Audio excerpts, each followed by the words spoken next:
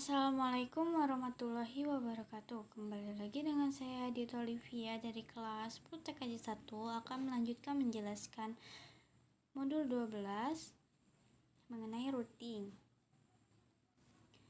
Pengenalan, routing dapat didefinisikan sebagai proses melewatkan data dari satu jaringan ke jaringan lain melalui router. Routing bekerja pada layer 3 pada networking model. Routing merupakan salah satu fitur yang tersedia di MikroTik. Routing itu bekerja layaknya kantor pos jika ada pengiriman paket. Jadi, dia menitipkan jalur tercepat untuk mencapai tujuan.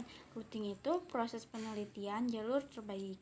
Routing juga dapat diartikan sebagai proses pemindahan data share ke destination, di mana keduanya ini networknya berbeda. Kalau misalkan kita mengacu pada networking model seperti IC model atau TCP model, maka proses routing terjadi pada layer yang ketiga.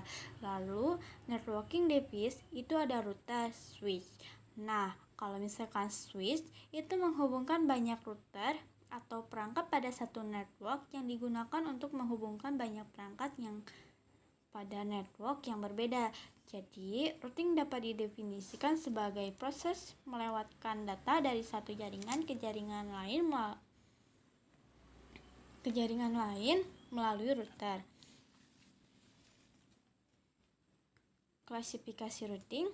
Static routing yang dibuat dengan menambahkan secara manual ke routing table.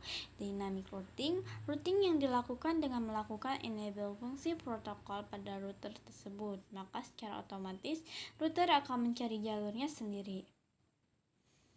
Routing table berisi informasi mengenai rute ke jaringan atau network tertentu, berisi nilai prioritas metrik dari masing-masing rute.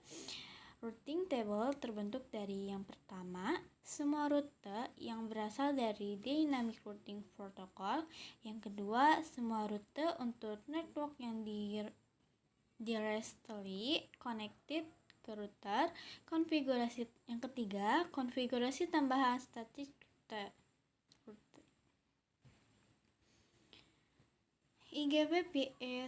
IGP Interior Gateway Protocol digunakan pada intra-autonomous system routing. Diterapkan untuk mengendalikan dalam satu organisasi, contoh sekolah atau kampus, perusahaan atau institusi lain. Interior Gateway Protocol digunakan pada intra-autonomous system routing. Diterapkan untuk mengendalikan sistem administrasi yang berbeda atau biasa digunakan dalam internet. Contoh, ISP ke ISP, perusahaan ke ISP, atau kampus ke ISP. IGV/PS/EGV. Contoh protokol IGV: Distance Vector Routing Protocol, RIP v1, RIP v2, IGRV, Link State Routing Protocol, OSPF, ISIS, Hybrid Routing Protocol, EIGRV. Contoh protokol EGP, BGP. Static Routing. Konsep static routing diperlakukan dalam beberapa situasi tertentu, tergantung pada kebutuhan spesifik dan karakteristik dari jaringan yang dikelola. Anggaplah Anda memiliki sebuah perusahaan dengan kantor pusat dan beberapa kantor cabang. Setiap kantor cabang terhubung ke kantor pusat melalui jalur WAN. Anda ingin menentukan jalur khusus untuk lalu lintas kantor cabang ke kantor pusat. Dalam hal ini, routing dapat digunakan. Status routing dibuat dengan cara menambahkan jalur manual ke routing table. Pada status rute perlu menambahkan parameter routing, DST, address, and gateway secara manual ke dalam routing table. IP routers, add, rumus mau kemana lewat mana. Static routing Mudah dikonfigurasikan pada jaringan skala kecil, membutuhkan resource yang ringan, tidak cocok digunakan untuk jaringan skala besar, manual konfigurasi setiap penambahan jaringan baru. Di sini kita akan membuat contoh studi kasus dengan static routing router 2. Di sini saya menggunakan internet dengan tipe manajemen cloud. Di sini saya akan merubah menjadi ISP, lalu save.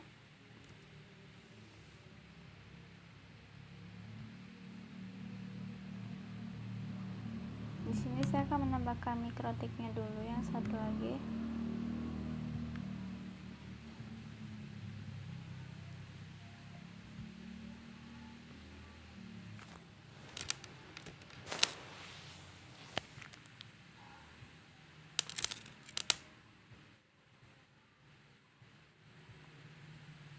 Lalu di sini kita akan sambungkan ininya ke sini.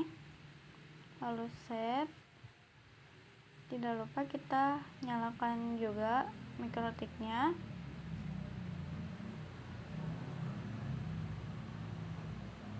Di sini kita klik 2 kali mikrotiknya.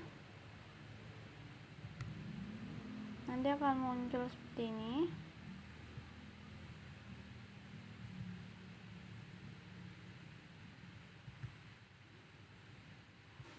Di sini kita enter.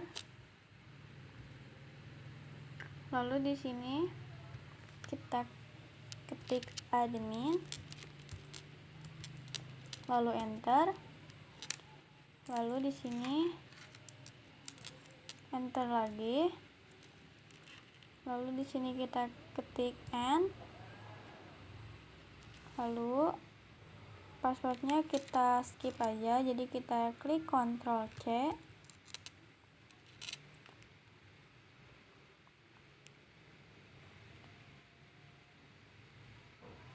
Lalu di sini kita akan naik turunkan agar muncul lagi yang admin mikrotiknya.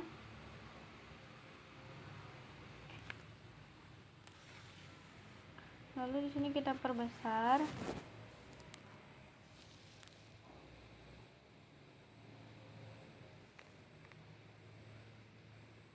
Kalau tidak muncul, sudah bisa kita klik yang terminal ini.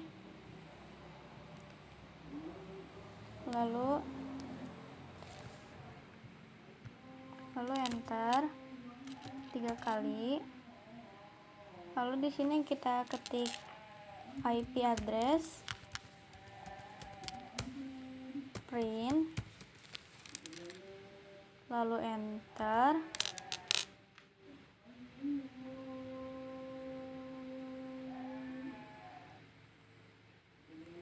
Nah, di sini sudah ada alamat IP-nya.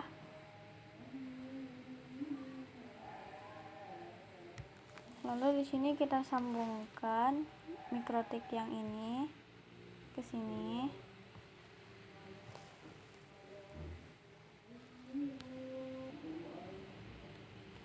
Di sini header 1 kita klik kanan. Lalu edit. Di sini kita akan tulis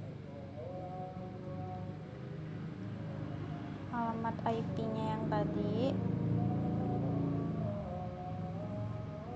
Di sini kita tulis DHCP -2. Lalu masukkan nomor yang ini di sini.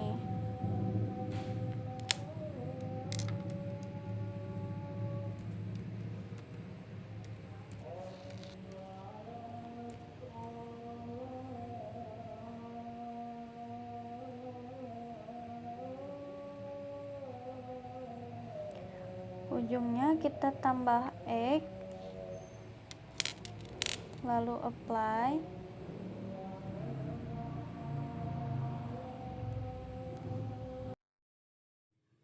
Di sini kita akan menambahkan 2 virtual PC.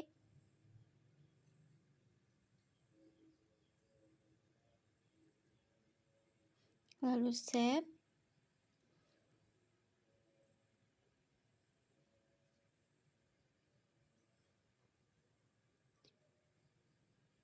Di sini virtual PC-nya kita ganti menjadi PC 1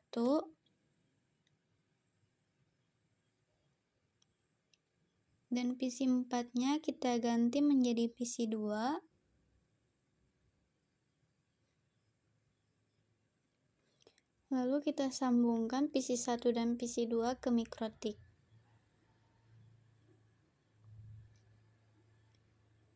Save. Sama, ini juga kita sambungkan, lalu save.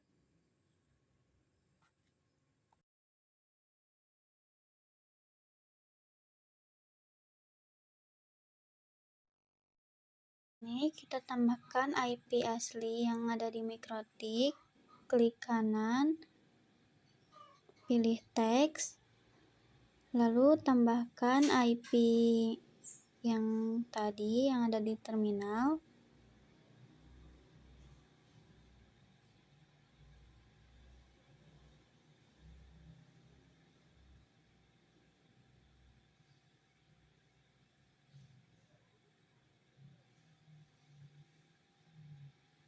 Kita tulis IP-nya yang ini.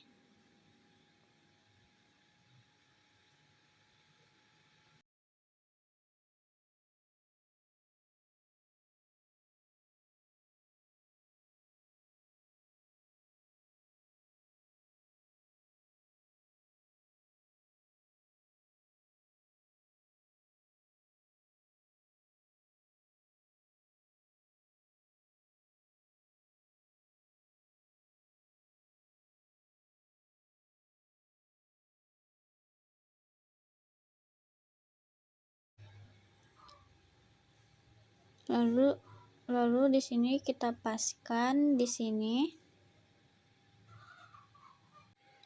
Di sini saya sudah menambahkan beberapa IP yang nanti akan disambungkan di sini.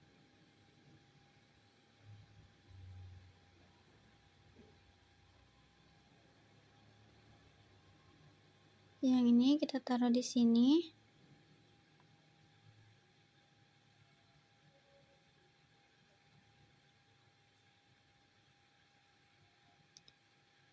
Yang ini kita taruh di sini.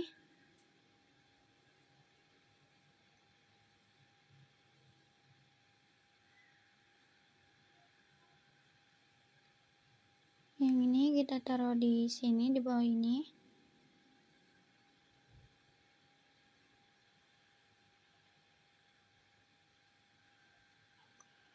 Dan yang ini kita taruh di atas, di sini.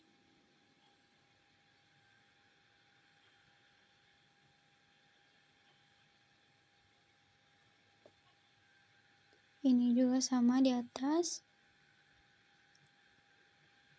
Dan yang ini di bawah di sini. Di Ethernet 2 ini saya akan menambahkan alamat IP lagi. Klik kanan lalu edit. Di sini akan saya tulis alamat IP-nya 10.10.0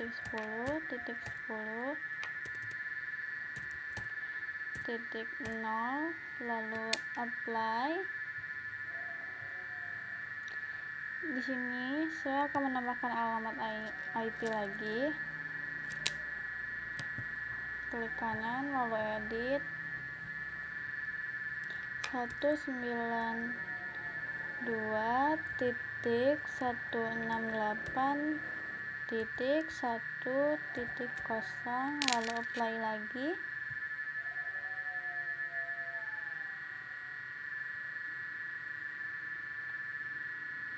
Lalu di sini saya akan menambahkan alamat IP lagi yang sama.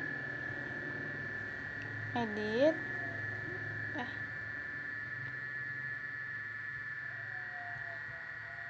Di sini saya akan menambahkan alamat IP lagi yang sama. 192.168.1.0 2.0 lalu apply.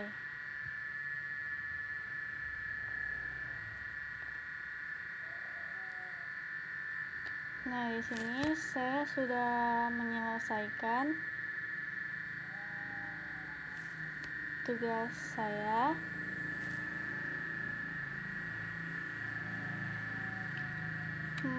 Cukup sekian penjelasan modul 12 dari saya. Mohon maaf bila ada salah kata. Wassalamualaikum warahmatullahi wabarakatuh.